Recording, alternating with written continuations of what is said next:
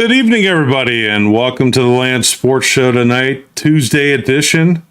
I'm your host, James Ellifritz, and I'm excited tonight to bring back somebody that is a Believe Land, former Believe Land member, but also helps support Kevin Sleds and Believe Land currently, the host of Brandon's World. Let me introduce you to anybody that has not met Mr. Brandon Lewis. Brandon, welcome to the show tonight. How are you? James, I am excellent. Thank you for having me. We are here. You guys remember me. I was the former co-host of the All Things Cleveland Cavaliers podcast with now also former Believe Win Media member Joey Schneider. I wrote a ton of articles for Believe Win Media. Also, I am also a huge Philadelphia Eagles fan, so we're going to talk Browns-Eagles. We're going to talk Cavs preseason. May even get Oral Guards talk in there as well. So excited to be on the show tonight. Yeah, and I was going to start out, I was going to do my Cody Rhodes and say, Brandon, what do you want to talk about? And, well, I guess you basically nailed them all on the head. The one dirty word right now is the Cleveland Browns. Right now, it's been tough to talk Cleveland Browns. It hasn't stopped anybody on X from making comments, including myself. But, you know, they're still the hot topic. They're still the team that everybody talks about in the city of Cleveland, Brownstown. And unfortunately, right now, I think a lot of us have hit rock bottom after this Sunday's loss at Washington, 34-13. More struggles across the board from the quarterback position to the running game to not being able to hit receivers dropping balls in the end zone. Washington getting a running game going. Jaden Daniels looking not just like a good rookie quarterback, but damn near playing at an MVP level. How impressed are you, being an Eagles fan, with what the Redskins are doing? Or Redskins, here we go. We're not going to do Indians talk later, I promise. But how the Commanders are doing this season with Daniels as their quarterback. So, James, if you remember, it was a late night. I want to say it was late August because I was working extremely late, working later than usual that I do on a Monday night. You guys were live doing your Browns prediction show. And again, working late. I was in the comments section there listening to your show. And I had commented that I thought the Commanders were going to be a better team than the Dallas Cowboys this year. And you, Clarence, and Kevin all basically said, you don't believe me. You thought I was trolling because I don't like the Cowboys because I'm an Eagles fan. And I said, no, I'm not trolling. I actually believe that because I believe that the Commanders were going to be a playoff team this year. I thought new ownership, new coach, new quarterback, essentially knew everything there in Washington besides the stadium. And they, wiped the slate clean. I am surprised by how fast it happened. And the most shocking result to me was actually this game Sunday, because I looked at Washington and I said, well, they beat the Giants. Their defense was not very good. They beat Cincinnati. We know their defense is not very good. And so I looked at the Browns defense and I thought Jim Schwartz's defense was going to be the first defense to give Jaden Daniels problems since the one he faced week 1 in Todd Bowles in Tampa. They run a very similar style. And yet the woes for the Browns on offense and defense just continue to happen. For whatever reason, the tackling to me on defense, I think, is something from a Browns perspective that no one is talking about. JOK missed a few key tackles early in the game, one on the first Brian Robinson touchdown, the other one on the fourth down. He's just running straight at Jaden Daniels. Jaden Daniels eludes him, ends up going down the sideline for 30 yards. So, like Washington, the fact that they won didn't necessarily surprise me. What surprised me was the fact the Browns did not show up. And you could just tell, in my opinion, the first drive of the game, Stefanski goes for it. They run that outside toss to, I think it was Deontay Foreman. It might have been Ford, but I thought it was Foreman. It was that 4th and 1 play where they got stuffed in the game. And from then on, you could just tell, like, the game was over. The Browns had no energy. Washington came out, punched him in the mouth, and that was that. No, Brandon, you're exactly right, because I remember that play. Here's why. I remember the play before first, because the third down play was they had Jerome Ford in there, and he ran forward on that play, where I'm thinking, why is he in there for that, for a play between the tackles? And then for fourth down, you finally bring the bigger guy, the heavy hitter, and then you have him run outside on fourth down. To me, that's complete opposite of what your personnel is. Jerome Ford is the guy that you want that's going to stretch it, not Foreman. So that really disappointed me, just on the selection of personnel and who was in there at that time. It was just to me, it was a really bad decision on their part. So I want to go back real quick and just talk about the Browns overview of what I thought about the Browns going into the year. There was a lot of excitement in Cleveland, obviously, around this team. I had a few colleagues of mine on my show over the summer. One of my colleagues told me that he legitimately thought, no cap, the Browns were the number one contender to Kansas City in the AFC. And I laughed at him. I told him there's no way. I thought this Browns team, at best, I was giving them every 50-50 game. And I thought at Washington early in the year was a 50-50 game at the time when we all play schedule predictor. I gave the Browns 8 wins. And I said they were going to finish somewhere between third and fourth, probably fourth, because Pittsburgh's going to find a way to get 9 wins, because they always do. But I didn't trust the Stefanski-Watson relationship, and not even over what we've seen this year. It was more going back to the way the shoulder injury was handled last year. First, Watson said he was ready to go. Then he didn't play. Then he comes back, gets hurt against Indianapolis. Then he comes back against Baltimore. You guys know the whole story. Did not like the way that was handled. Did not love the way the team just disregarded Flacco and didn't even try to sign him. I thought at least bring him back as a backup. I think we all know why that was the case. I think it has to do with the starting quarterback right now, myself, and them not wanting to hear the noise if what we thought was going to happen is happening. And I think the one thing that I am kind of shocked by is, listen, I know they don't have Nick Chubb. And I know Nick Chubb is a top 5 running back in the sport. But San Francisco doesn't have Christian McCaffrey. This Mason came in off the street. Nobody heard of him. He's getting 100 yards a game. We see teams around the league rotate these running backs and still get 100 yards. I mean, look at Kansas City last night. Kareem Hunt comes in 2 weeks off the couch, gets 100 yards and a touchdown. Oh, no. We're talking couches now?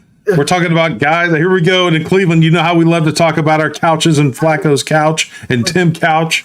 Oh my goodness! But James, but it was a great thing. It was a great thing. I was happy for Kareem. This team, you look at the box score, and it's not like they're down early. I mean, obviously, it takes you 2 free possessions to get down 2 free possessions.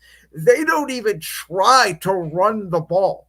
And I thought, if you listen to the sound on Sunday, Greg Olsen, who's done a phenomenal job on Foxtrot his time there, really did a great job of breaking down the difference of scheme and what Stefanski wants to run, and the 12 personnel and the under center and the play action pass versus what Deshaun Watson wants to run, which is drop back, shotgun, 11 personnel, how that changes the run game. And he basically was on TV and pretty much said, without saying it, this doesn't work.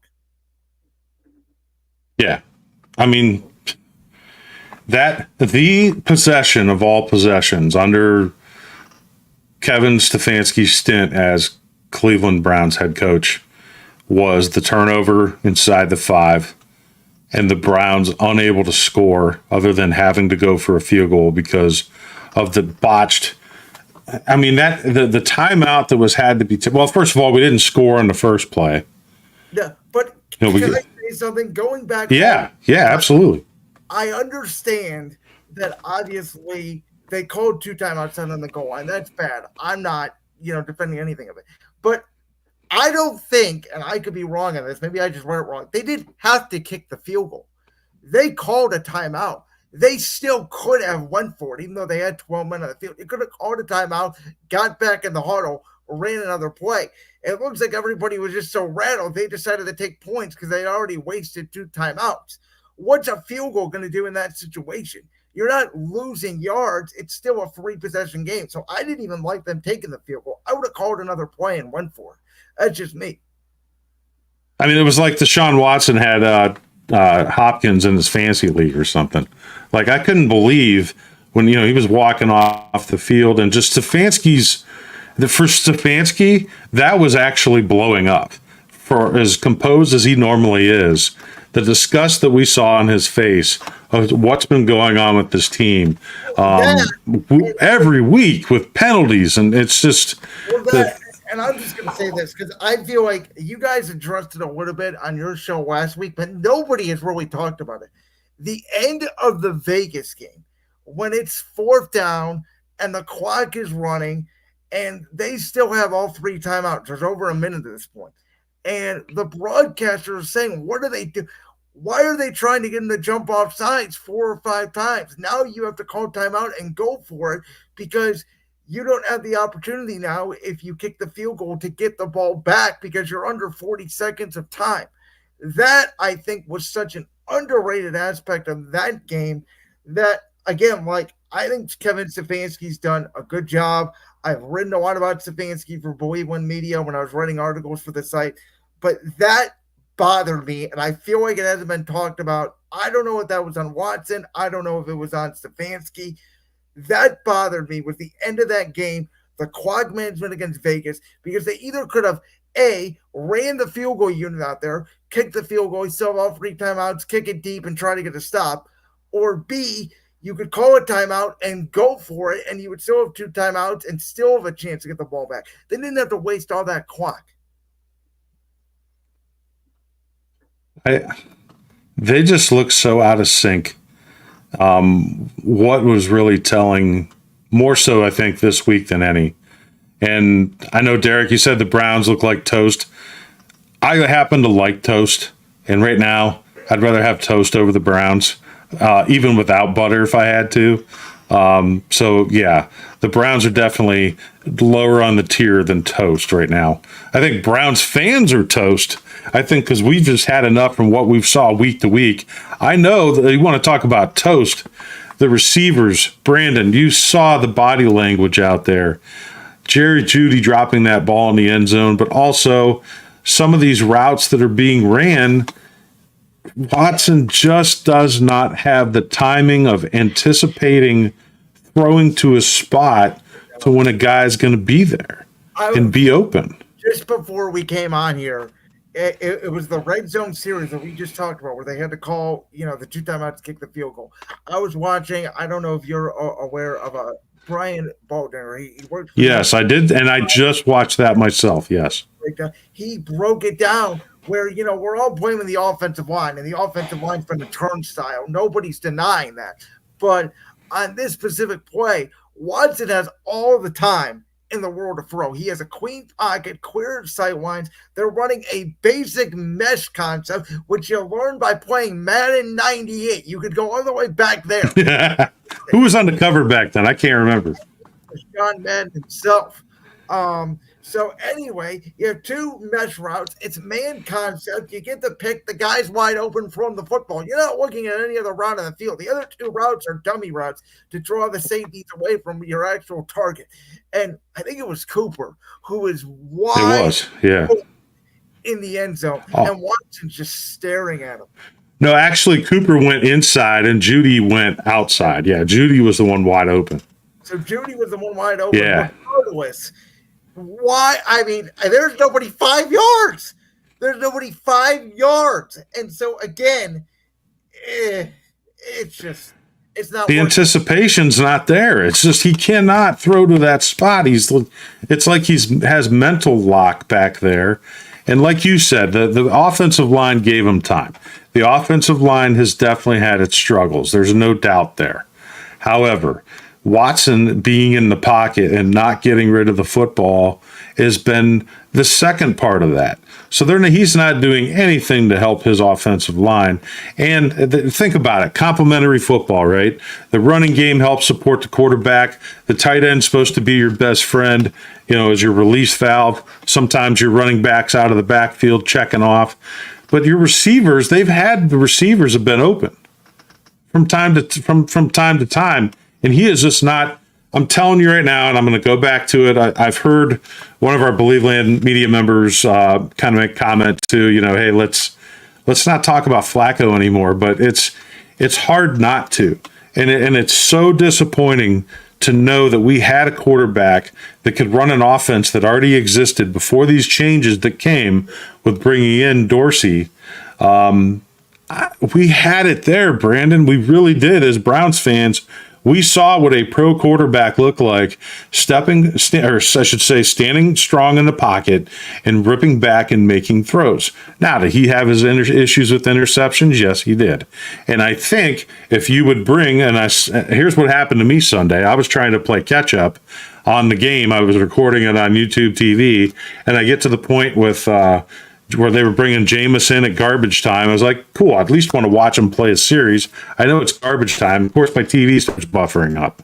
So I didn't get to see whatever he did on that drive or whatever. But long story short, Jameis's career has always had a ton of interceptions, but at least he can get points on the board. He can score touchdowns. And right now, we're just not scoring touchdowns, Brandon. We're miss Flacco. We miss Kareem Hunt, which I brought up last week, and his 10 touchdowns that we just haven't replaced. And Jerome Ford is just not that guy. And you brought up about, I know we don't have Nick Chubb. The team didn't have Nick Chubb at that point last year when we were making that strong run to qualify for the playoffs. A little bit, and they're not able to. I think two things. One, as much as we think, and everybody is clamoring for Jameis Winston to start, and we know he's not going to start because Kevin Stefanski brushed it off immediately, which tells me it's not his decision, because if it was his decision, he wouldn't have answered it that quickly. I mean, it was immediate. He's not changing. The other thing, too, and I noticed this fresh off the gate in the Dallas game, immediately when I saw there was going to be issues this year, I've never seen a player, especially a quarterback, look slow when they're running the way he has, from his days in college to his Texans days when they would run a lot of the RPO and zone read concepts. He looks slow and unable to escape the pocket to me, which is an issue. And there's been comments too that we have some of the slowest wide receivers in the league too. And I don't get into all that. Sometimes there's just too much analytics. I don't know who the hell's figuring all that out. But the guy I can think of is Elijah Moore, and has he even touched the ball this year? I feel like he's barely been out there. I know. You might as well. Yeah. I want to bring this point up too.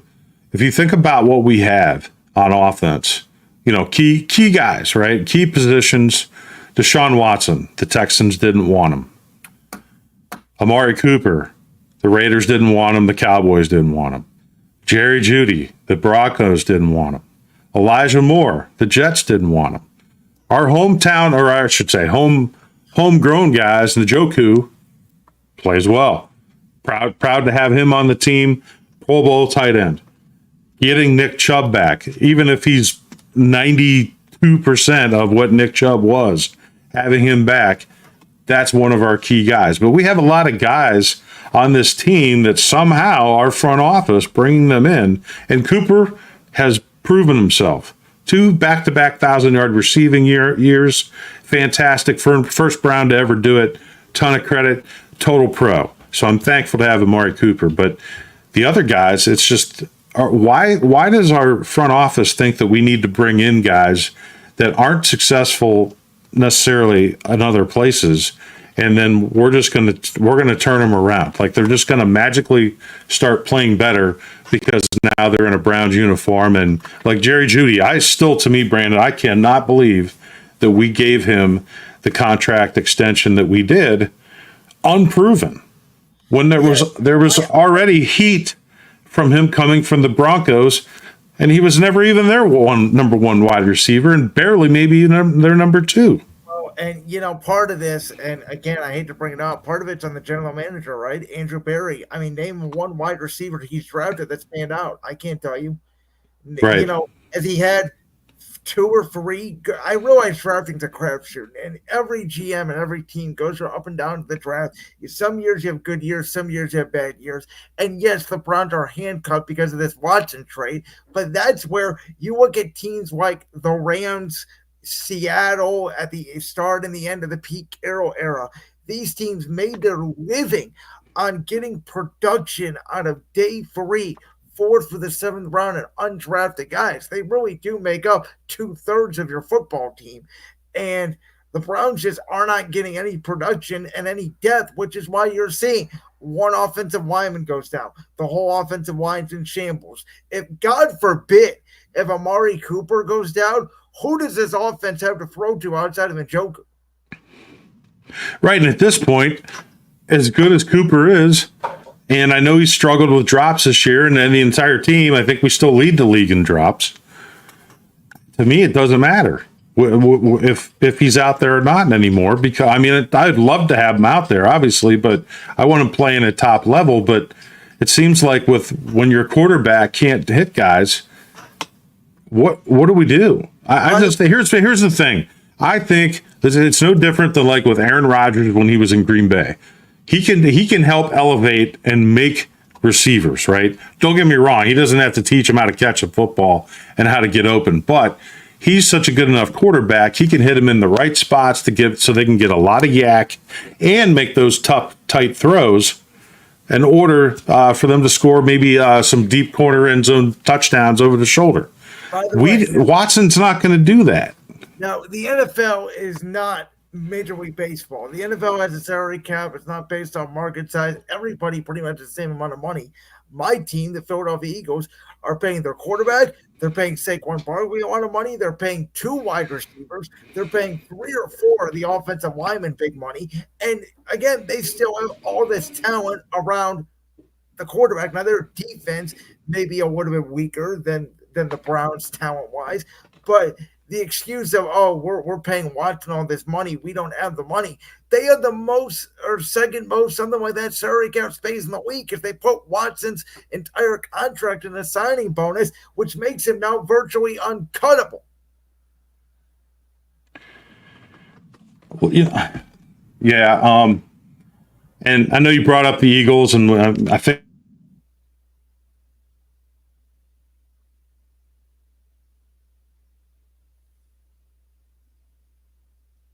early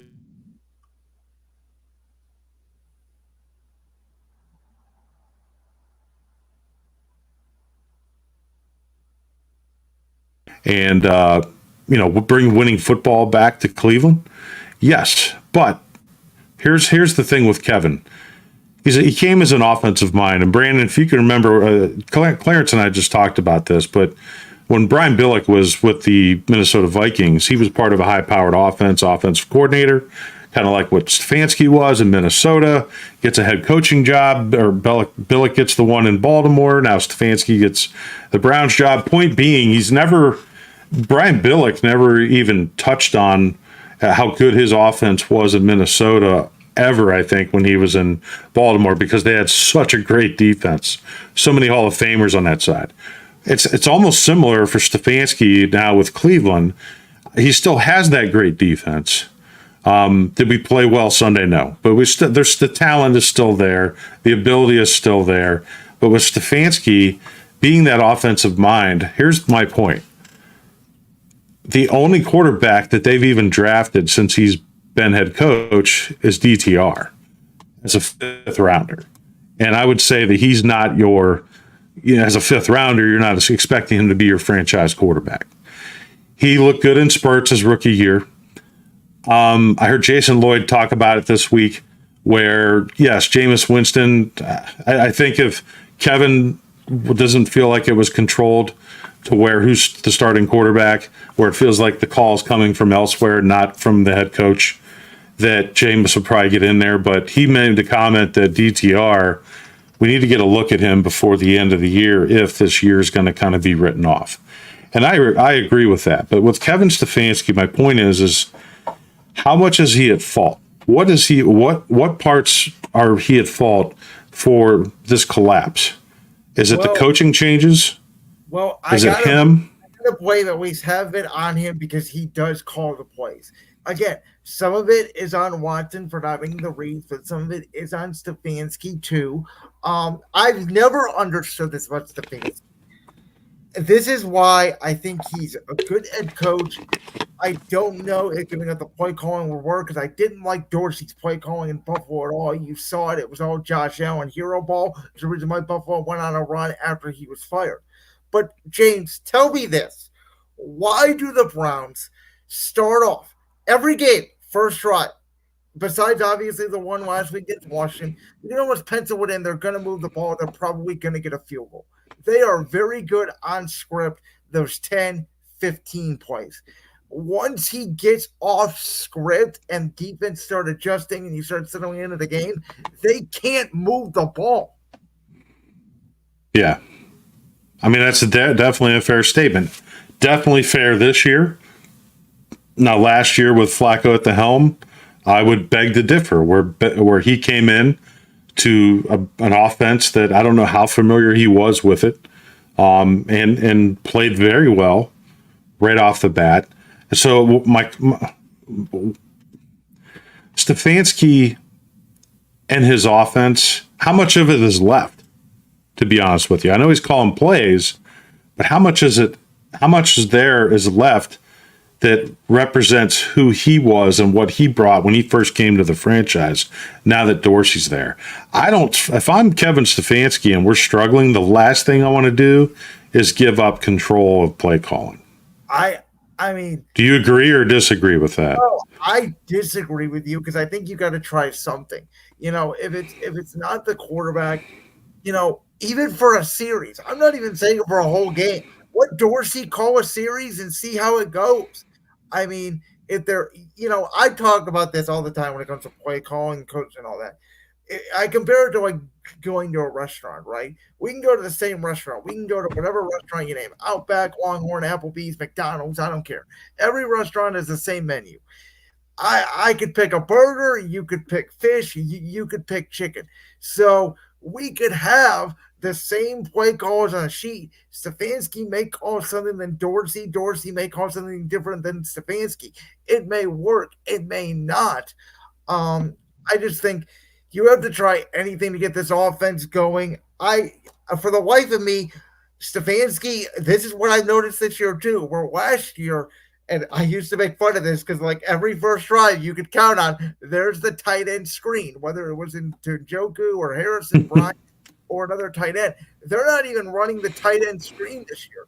They're not running, to your point, any of the staples of what Stefanski used to do. The tight end screen, the slip screen, the outside zone under center, bootleg back. Not seeing any of it.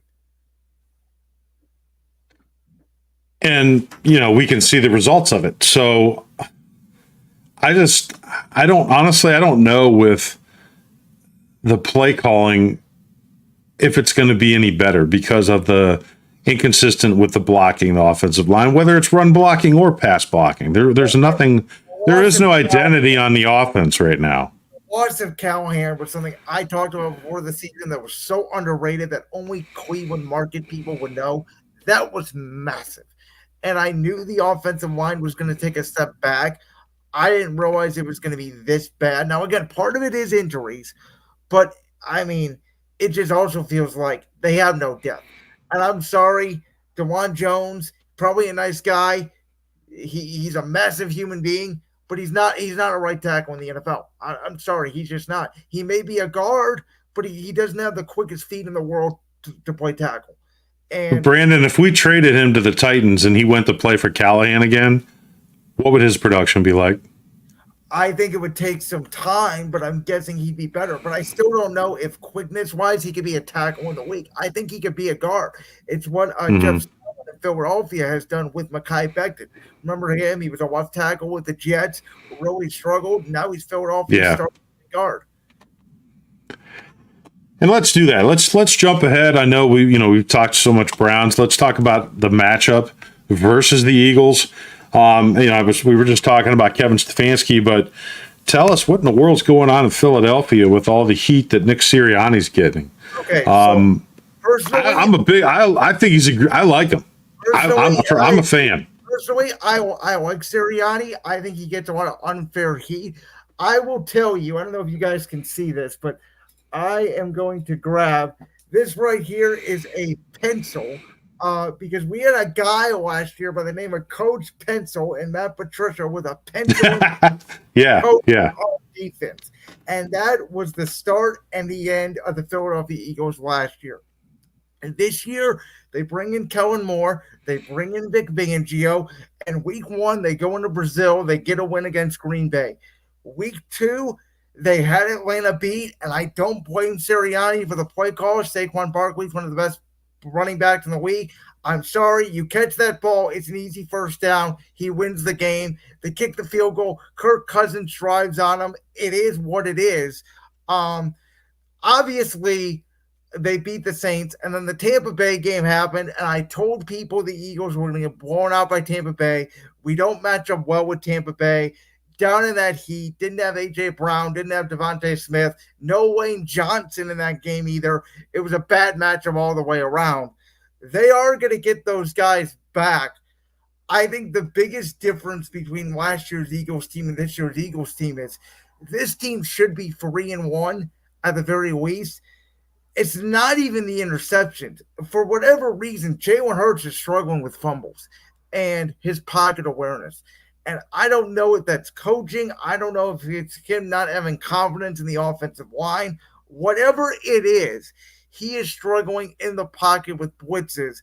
And again, this is something that I feel like an Eagles fan would only know, James. He only threw one interception the entire training camp. Did not have a fumble. He did not turn the ball over until the last snap of training camp at the end of the preseason.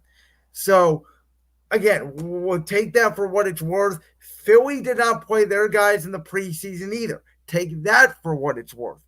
There's a new scheme, new everything implemented. But this is the week.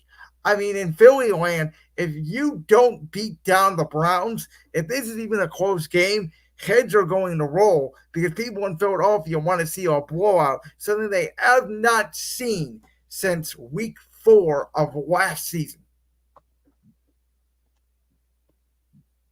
Well, I hope the Browns can at least bring something comparable to make it have some sort of competition on Sunday without being the embarrassment to where if they get blown out, just remember, WrestleMania was just in Philadelphia this year. Don't tell me that this football game is going to be so bad that they couldn't even make the very bottom of the match card at a WrestleMania that nobody wants to watch because of how bad the Browns play. So listen, every Thursday on my show, I do money line picks. I pick all, 14, 16, however many games that are on the slate a week. I make all my money line picks. And then I do 5 games, what I call my best bets, where I pick the spreads of 5 games and I see how I do throughout the season. I think the line on this game is very interesting. Again, I know you guys don't have a betting sponsor, but I'm telling you right now at 8.5, I'd be inclined to take the Browns plus 8.5. You're kidding me. I think it's going to be Philly does not blow people out. I do think the key to this game will be, can the Browns offensive line block Jalen Carter up front? He's been a monster for Philadelphia. He is this generation's Aaron Donald, in my opinion. I have the answer to that. No, they won't be able to block him because they haven't been able to do it all year. And even if they can, Watson will stand there and wait for him kindly to get to the pocket. Well, if they don't, it's going to be a long day. We'll have to see if Josh Sweat and Graham can have a big day for Philly. I will tell you that the Eagles basically, I don't know if you remember, they signed Bryce Huff in free agency to replace Hassan Reddick, and then obviously traded Hassan Reddick to the Jets. Hassan Reddick has not even registered, not Hassan Reddick. Bryce Huff has not even registered on the stat sheet for Philadelphia, and he started every game. He's been historically bad, and the Eagles and Jets tried to redo the trade, and the NFL said no because you cannot trade a player back to the same team for 2 years. What do we do out there in the rule book for all you guys listening? I believe on media that actually happened about a couple weeks ago. Yeah, Browns fans have nothing to say about trades right now. We can't say anything about any bad trades because we're living in one still currently and possibly 2 seasons after this with that Watson trade. So, also, anybody locally that does not know about the Eagles coach, Nick Sirianni, he is a Mount Union University former player. Was defensive backs coach there from 2004 to 2005. But this is a fun fact. He also played 1 year for the Canton Legends. The Canton Legends, I can admit, I actually went to one of their games at the Canton Civic Center. That was a indoor arena football team, like a minor league compared to. Remember when when the AFL was going strong, but this was like a minor league team. But yeah, I got a lot of respect for him. I love how they run the football. Saquon Barkley is somebody that I thought was a great get for the Eagles. I anticipated that he's going to get a ton of touchdowns this year, the way Sirianni loves to run the football.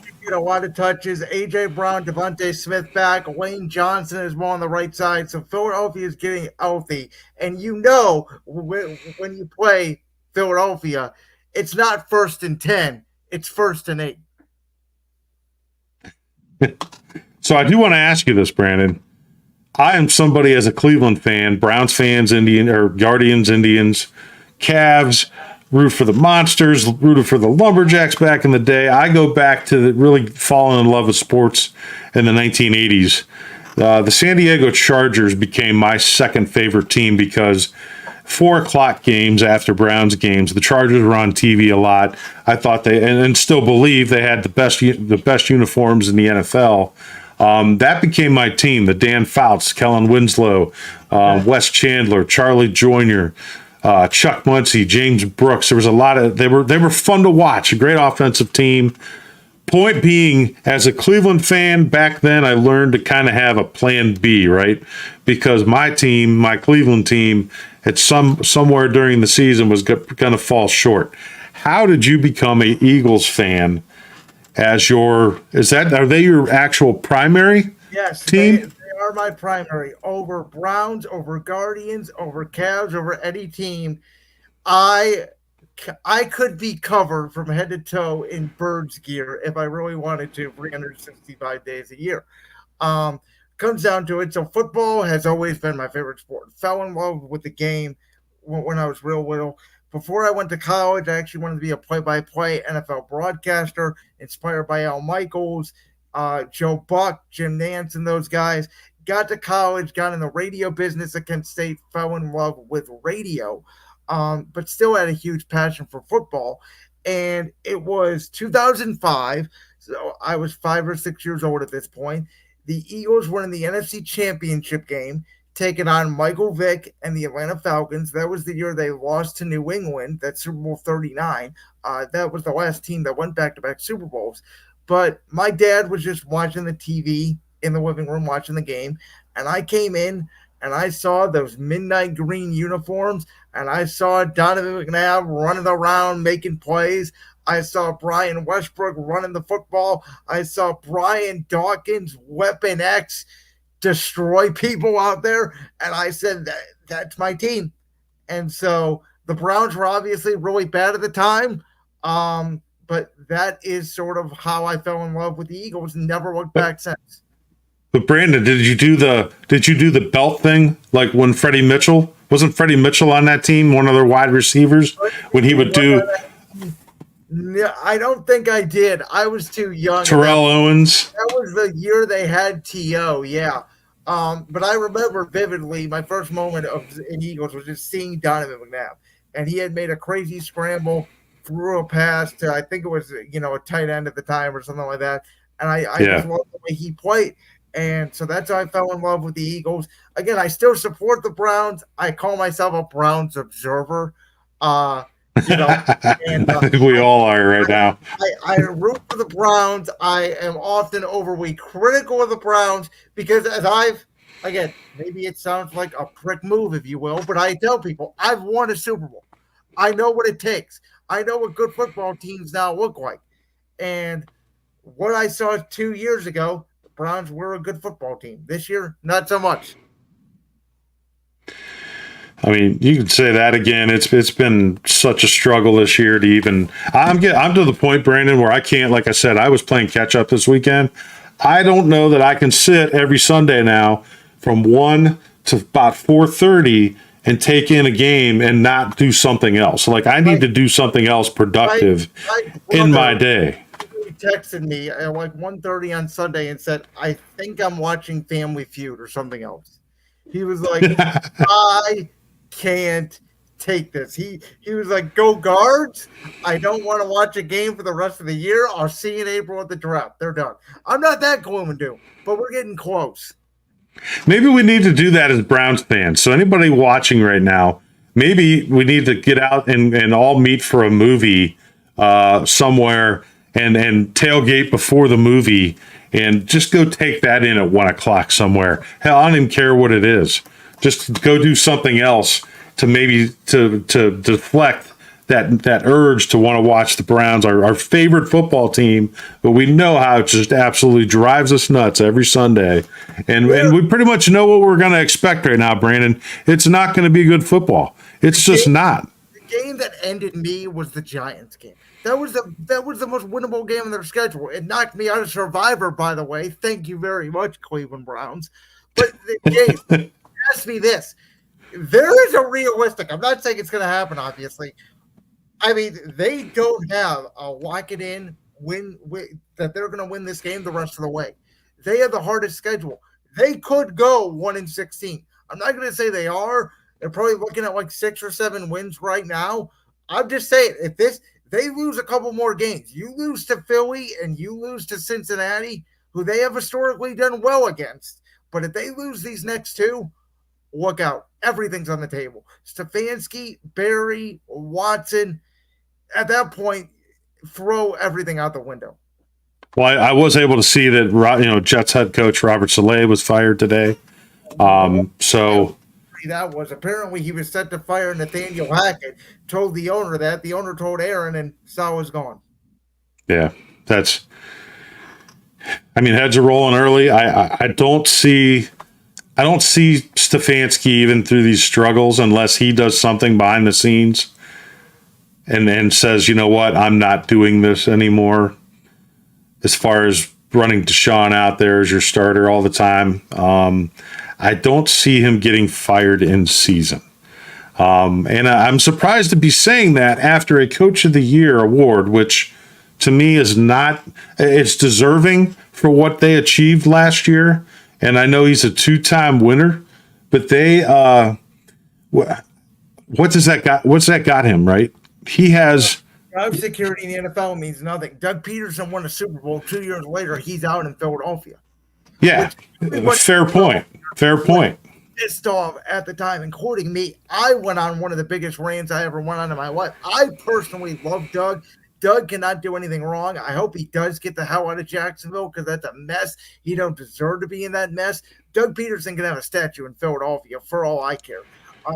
Now, again, I like Nick Sirianni, but I'm telling you, James, if the Browns pull this upset off, Sirianni may not have a job on Monday. I know. I don't know. I don't get the heat. I mean, he's got what about 65 winning percentage? The greatest win percentage of any Eagles coach in history for the first 3 years. But I'll tell you what it is. It's Philadelphia pressure. I mean, the Phillies just lost today to the Mets. I mean, if they lose this series, I was telling my one buddy, I said, I think Philadelphia's heads might explode. They've lost in the World Series. They've lost in the Super Bowl the last couple of years. Joel Embiid can't stay healthy. The hockey team's a mess. You guys haven't been in Cleveland. Philly isn't humming right now, I'll tell you that. I mean, that's a fair statement, and we can jump right into baseball on that since you started talking a little bit of Phillies.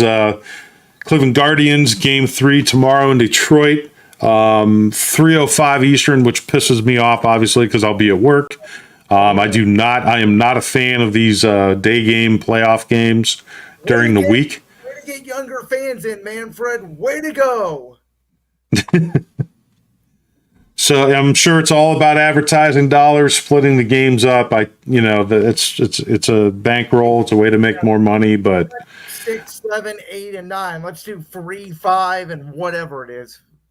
and I can't. Can you imagine living on the West Coast right now, and you're trying to just work a 9 to 5 or something, and you got these games starting as early as they do, even on the West Coast right now. It's almost 9 o'clock, so you're looking at 6 o'clock, and they're just now starting the Padres.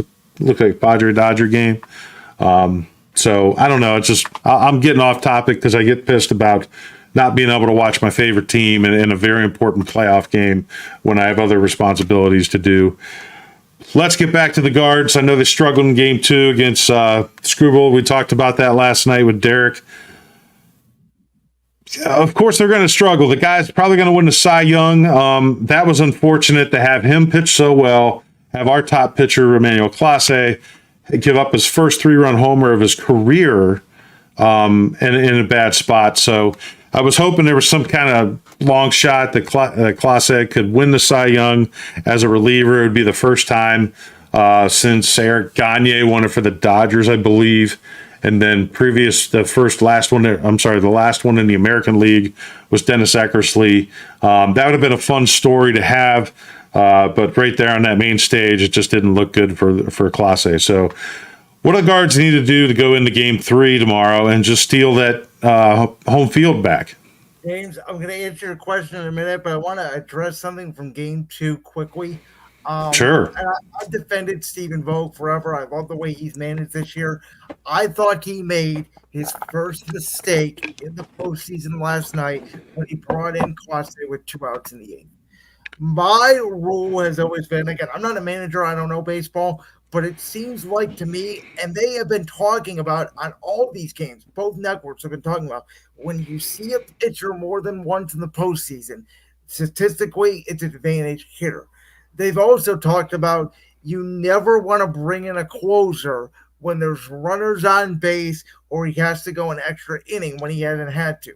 Clase had to go more than 1 inning the entire year, besides I think 1 outing. I get it. It's a 0-0 game. Hunter Gaddis was struggling a little bit there. You want to try to do the best you can, but for Clase to not be in that situation for a long time, and he's still a young guy. Again, hindsight's 2020. I didn't like the move at the time. I would have stayed with Gaddis. I just want to throw that out there. I mean, I kind of see your point. I know the thought behind the games 1 and 2 with using the bullpen was because of the off days in between each game, where game 3 and 4 now will be back-to-back days. But I get it. But as you got the best closer in the game, Brandon. Why would you not use him though? Because you know what I mean. I understand the batters, seeing guys, especially against a division team, seeing somebody more often and get more looks at his pitches and trying to time them up. And that's probably, what happened with Kerry Carper. I didn't listen to his post-game interview. I'm sure he had one. I'd like to hear hear him talk through the at-bat. But still, I mean, if you got the best closer in the game and that like that, and you're looking to go 2 up, I honestly, I don't have a problem with it. Because what else? Who else are you going to put in there other than you're saying maybe leave Hunter in at the time? I would have personally rode with Gaddis. But he still gave up the 3 in the 9th. I mean, that's, well, again, I don't think facing just a batter or whatever in the 8th is enough for him to not be on track. I just think he's not used to sitting down and then going back in the game. Once he's thrown, that's it. He either has blown a save and gone sit down, and that's the end, or it's been the end of the ball game 99 out of 100 times. Right. And the thing is, if we win this series and as we get extended even out, it's going to happen again. You know what I mean? It's not like it's something he's not going to go to. He'll run that back out there again, I'm sure. Based on the starting pitching that we have, or that we don't have, I should say, that situation, I guarantee, is going to come up again in the next series. So I have 2 keys for game 3, game 4, really for the rest of the series. The first key is you got to get on Detroit early. they will struggle if they're behind late. The Guardians are very good when they have the lead. We know all the stats out there. Score first, how well they do after 6 innings, 7th inning, 8th inning, etc. They got to get that lead in terms of the bullpen. The other thing that I will say though, and I have not heard anybody talk about this for the first 2 games. Do you realize the Guardians have only scored in 2 innings this entire series? The first inning they got 5, obviously game 1. Yes. Second, they scored 2 in the 5th inning. Did not score yesterday. Detroit has only scored in 1 inning this entire series. It was the 3-run homer yesterday in the 9th. So who, to me, is going to put together consecutive innings? I'm not saying you got to put crooked numbers, but can you score 1 in the first, 1 in the third, another 1 in the fourth, and keep the pressure on? Because for these first 2 games, they really have been jump on them early, and if not, it's going to be a pitcher's duel because these 2 offenses have been shown by great pitching. It's not like there's been opportunities. Detroit has had many opportunities to get on the board. Guardians have done some terrific pitching. The Guardians had opportunities yesterday against Scooball in the 5th and 6th inning. 2 perfectly turned double plays ended that rally. So who's going to get the key hit like Detroit did yesterday with 2 outs in the 9th? And who, to me, is going to be able to sustain and score for multiple innings? Yeah, and I agree with you. Last night, Derek and I brought that up to Derek, where I said we got that 5-run lead in the first game 1 in the first inning, and my biggest concern was that we were going to go into game 2 and face Tarek and have a bunch of zeros leading into the game. But thankfully, on the 6th inning, they did get a 2-run double to keep it going. But I know what you mean. We want to see the Guards manufacture some runs and spread some of that wealth out and really make those pitchers work, get their pitch counts up. And my key to the game is Jose Ramirez usually does very well against the Tigers. So if he's going to get some good pitches, I want to see him play well. He's our MVP. And to me, he's the guy you got to rely on, especially a veteran on the road in the postseason. So hopefully Jose can come through for us tomorrow night in Game 3. I mean, every series right now, the Mets just went up 2-1, obviously, in the National League. But entering Game 3, everybody was 1. I don't think it's anything we've seen before. We know in baseball, home field advantage does not matter as much as in other sports. These are 2 young teams. Guardians got a little playoff experience in 2022 against the Yankees, but it's still not that much. It's obviously extreme compared to Detroit, who has 1 guy on their entire roster that has any playoff experience prior to the Astros series. So that's going to be the key, right? Both these teams are still relatively young. AJ Hinch is a veteran manager. Vogue is a rookie manager, but I think Vogue has the better team. We know he has the better bullpen. Can they get enough offense early to get Detroit to start thinking about going up against that Guardian bullpen? Because I think mentally, Detroit will not feel good if they're behind early. Yeah, I would hope so. I know they've been, playing hot second half of the year, one of the hottest teams in baseball, if they're not the hottest team in baseball. Their fans are going to be so fired up tomorrow, and I don't blame them. But I hope, like you said, get that quick lead. Get it quiet and Comerica. It's still Comerica Park, I believe, right? So By the way, just like it was here, I wouldn't be surprised if a lot of Guardians fans take the trip down the way a lot of Detroit fans, take the trip up. It's only a 2-hour drive. Yeah, and if it wasn't 3:00 in the afternoon, you'd probably get more Guardians fans coming up there. And Game 4 is at 6. I mean, that's a little better, but not by much. Yeah, I know. So, but yeah, Guards, good luck tomorrow night. Cavs preseason tipped off tonight. Currently watching the game. The Bulls are up 103-100. Just under 5 minutes here in the fourth quarter. I know it's preseason, but it was actually nice to see a preseason where you see starters out there working with a new coach and a new offense in preseason to try to get better. I mean, go figure. Does that sound like something the Browns maybe should have did? At least got those guys out there a little bit? In fairness, the difference is a 15-man roster versus a 90-man roster. I know. or whatever it is. James, tell me why I should be excited about the Cavs this year. I have zero excitement. to me, they're going to be probably second round and out again, rinse and repeat, whoop-de-doo, try again. They did nothing. They made no positive moves to improve the bench. Kenny Atkinson, I like the hire. Maybe he's going to help Jared Allen and Evan Mobley improve their 3-point range, but there's nothing significantly on this roster that's changed. And until the toughness changes on this team, it's just rinse and repeat. Win 50 games, be a top 4 seed, win a round or two, and go home. That's how I feel. I don't mean to be a downer, but that's how I feel. And you know what, Brandon? Before LeBron James and Kyrie Irving and Kevin Love, that sounded like a really good Cavs season to me. That we had a playoff team. We had a team that we enjoyed that has some all-star players on it that is entertaining to sit down and watch at any point during the NBA season. And I still think they are that.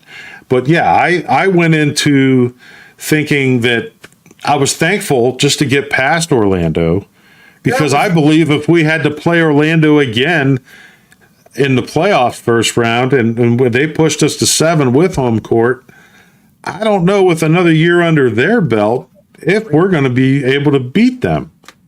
I mean, if it wasn't for Donovan Mitchell, we lose that series. Well, yeah, I mean, we had to. We needed him. We needed the scoring because Darius Garland struggled so bad last year. But to go back to Brandon, to your question, why should you be excited? And why they didn't do anything is what they really didn't have a lot of moves based on the salary cap that they could do. So they were kind of tight. They were the moves. There wasn't a lot out there. So the point being is run it back with a new coach. Now we're going to have a more offensive philosophy. Now I want to see that because I want to, and it better happen with Evan Mobley. He really needs to make that jump offensively. However, within this offense, what Kenny Atkinson needs to do is we need to see what we talked about last year, and you and I didn't get to talk about it, but we'll talk about it now, is Mobley didn't get enough touches. How is a guy going to develop if he's not getting enough shots? We saw him starting to get more shots in the playoffs in that Boston series, and I think it really helped his confidence. And I said this, a lot of people have said they think that he's a 5, and a lot of people wanted to move on from Jared Allen. I disagreed with that from the start. I think Evan Mobley has a 4, a power forward, Tim Duncan, Kevin Garnett-esque body. I think he needs to turn into what Anthony Davis is, which is pretty much a stretch 4, and be able to shoot the 3 and not clog up Jared Allen that much in the lane, because that will open up the offense. With Garland and Mitchell penetrating, if Mobley and Allen are both there in each other's way, you can confine the space. You can leave Okoro open, even if Okoro's a decent 3-point shooter or a whoever they had out there at the 3. You take your chances with them because there's no threat of another guy on the floor that can create their own shot. So I agree with you about Mobley, and I think, again, what will help with that is he's got to develop somewhat of an outside jumper. I'm not saying consistently you got to make threes. Can you make one from 15 feet? But I think he has that, Brent. I think he has a beautiful stroke from the foul line in. I think he has a nice jump shot. I think he has a nice touch. If he can expand his range, like you're saying, and if he can make more threes and he can get past the line just to stretch the court that much more, and maybe as the 5 at times, maybe he's not the starting 5, but maybe based on the lineup that's out there throughout the game, maybe him and Allen aren't playing together beside each other as much during the season, even though when I watch them, and I know that they want to try to space the court, but if you watch those two play together, they pass the ball pretty well to each other. Well, and defensively they're great. And even when we had Markkanen a couple years ago prior to Mitchell, Markkanen was great. That lineup, people did not know how to defend it, and that's because Markkanen could space the floor. We all know what the Cavs need. It's no secret. How many times has our guy Clarence come on here and basically slammed his hand on his table? They need a wing. They need a wing.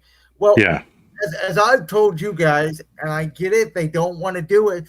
But I have said, I had thought the only way to get a wing, to me, there was all this talk about, do you trade, Allen, do you trade even Mobley, I heard was thrown out there at a time. I kept saying the one I trade, to be honest with you, is Garland. I would have explored that if I was the Cavs. To me, you can make Mitchell the point guard. You can bring in a Levert or even an Okoro at the 2 and go see who you could get. Paul George is obviously a free agent. Could you have brought in a guy like that to be that wing player to play off Mitchell? So when I'm talking about moves, James, that is the one that I said, to me, if they're going to take the next step, I just don't know. We saw it in Golden State, obviously, and that's because Steph and Clay were the 2 best shooters ever. But this Cavs team reminds me of one of the Portland team with Damian Lillard and CJ McCollum. That did not work. I'm with you. I don't think Garland. I think Garland and Mitchell are great players. I don't think they fit together on a championship team where that is your 2 primary scoring options. To your point, the only way it could work is if Mobley turns into a freaking monster. Will that happen? I don't know. Right. And, you talked about the fragility, really, of the frames of Darius Garland. And Garland's had his poor face has been beat up how many times? I just weren't flopping from somebody. I don't know. They do fall to the ground every time he drives. But I think I guess Mobley looks a little bit bigger. I don't know how much weight he's put on or how much muscle he's put on, but I think that's the key, is just his body developing out. I don't know how much bigger Darius Garland's going to be. I think of the small backcourts, like you said, about with Curry and Klay Thompson, they could get away with it because they were such great shooters. I mean, like you said, best shooters of all time. By the way, he wasn't small either, and he was a great defender. Right. And I'll just be curious that if Kenny Atkinson can make this work with that backcourt based on what he worked with Klay and Steph. Now, the reason why I was against it last year is because we already had that Golden State mentality with having Luke Walton on our coaching staff. So you had a guy right there on the bench that had coached both those guys that should have been able to help bring that out even as an assistant coach, and it just wasn't there. And Darius I think he had lost a family member last year. He just had injuries. He had a rough year. So I'm hoping he can bounce back this year. It was so strange to me, and I know you guys talked about it. I think I was in on some of the conversation. They looked better when Garland and Mobley, were not on the court. That was when they had their best run. Now, as I pointed out, a lot of that had to do with, at the time, they were playing, the Wizards and the Spurs and the Pistons. That was their soft part of the schedule. But for whatever reason, JB drove me nuts. But he had the ability to – it was like when there was pressure on, they didn't play well. When there was no pressure, they played free. They did whatever they wanted to. I want to see Kenny Atkinson bring toughness. That's my biggest thing. Get these guys tough. We cannot get out physical again by freaking Orlando. I know we won the series, but they out physical us in that series. And to your point, they were babies. Boston just had too many guys. I mean, Tatum and Brown didn't even have to have a good game, and they could beat you by 20. That's where we're at. Can the Cavs be a top 3 seed? Can they get to an Eastern Conference Finals? Yes. But will they? I have my doubts. Yeah, and you should. And you said you wanted Kenny Atkinson to bring toughness.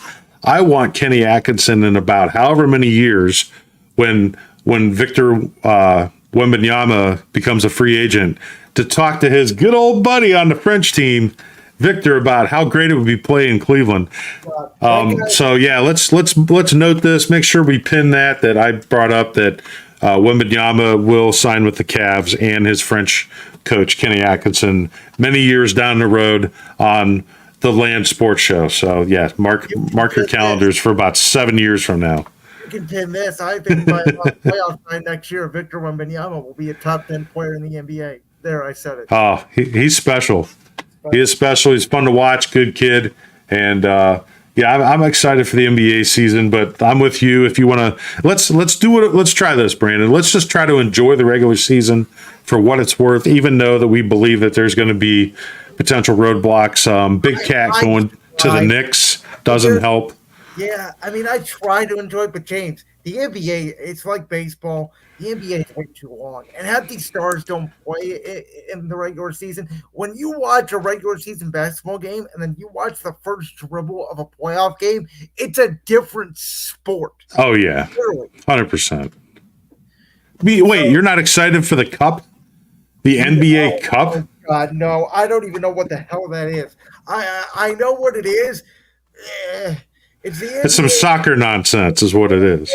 Way of saying the NFL is kicking our ass in ratings. Here's our attempt to get some people back. Yeah, they're just trying to do whatever they can to try to jazz up this regular season. But you know what? Regular season wasn't a problem when the guys just freaking sacked up and played. So you don't on the All-Star game too, because I got thoughts on that. That's a joke. Yeah. Yep. Unfortunately, we're there. That used to be. It's still one of my favorite events. But the All-Star game, yeah, it's definitely changed. But I used to absolutely love. That's where I fell in love with the NBA. In 1988 when it was in Chicago. You talk about your memories of how you became an Eagles fan, how I really became an NBA fan. I was already liking the Cavs at that point.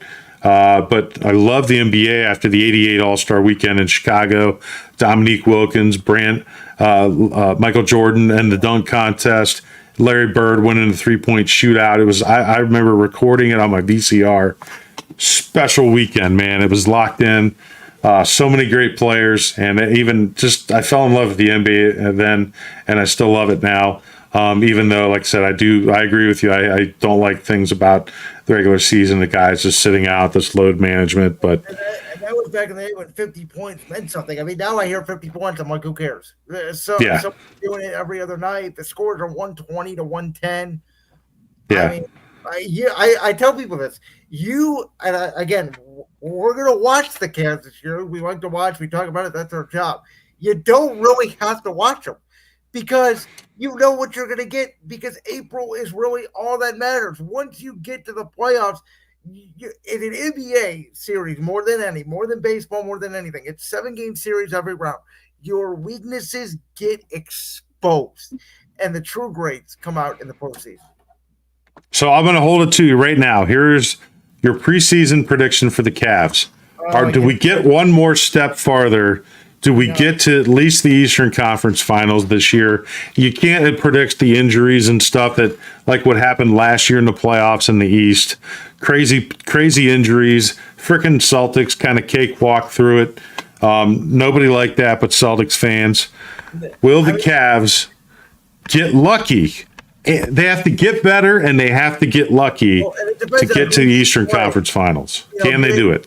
They play a Philly team in the second round who doesn't have Joel Embiid. I mean, that's a big situation. So it really is going to depend on who they play. For right now, I think they're the fourth best team in the East. So by definition, I think that's a no. And again, Orlando, I think is going to be better. Philadelphia stays healthy. I like them. Boston is good. I think the loss of Al Horford is a little bit underrated. I think they're going to really miss Al Horford. I think he did a lot for them. Knicks, I think, are good. I don't know if they're on Boston's level yet.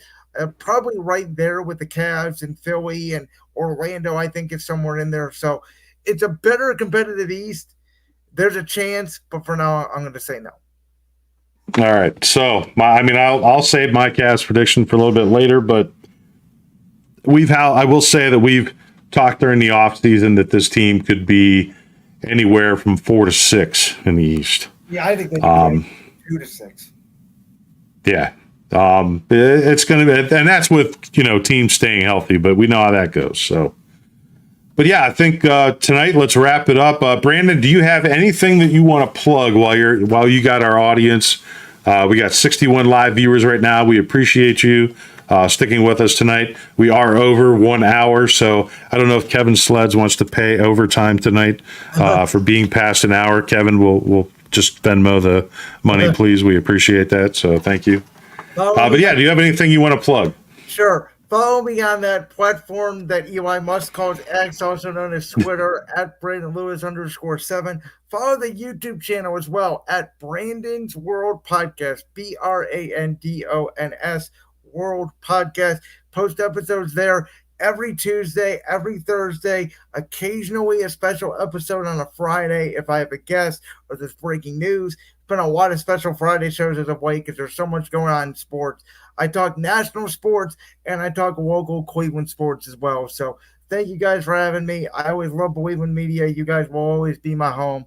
And sorry, my Monday nights are not always the greatest, so I can't always join the show, but happy to come on anytime. Well, hey, we're thankful for all the support that you've provided in the past and that you currently do and what you will do for us in the future. Best of luck with Brandon's World.